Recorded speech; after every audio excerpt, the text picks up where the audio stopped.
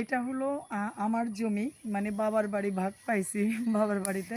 তো আমি আজ থেকে ৫-৬ বৎসর আগে, ৫ বৎসর হবে। আজ থেকে ৫ বৎসর আগে সুন্দর এই যে গাছগুলো লাগাই গেছি। কত সুন্দর, তাই না?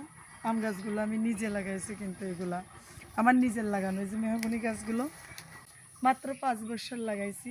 ওই যে ওই সাইডে দেখো আব্বু, ওই দেখো কত সুন্দর গাছ আমি নিজে লাগাইছি।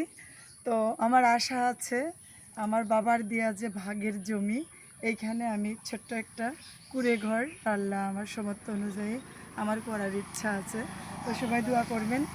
আমার বাবার ভাগের জমি এখানে আমি পেয়েছি, এটা আমি বাড়ি করার জন্য, যে আশেপাশে নতুন, কারণ আমাদের এখানে রোড, মেন রোড, আর মেন রোডের এখানে এই যে সুন্দর জায়গা, সাথে নদী মানে খাল আছে, আর মেন রোড।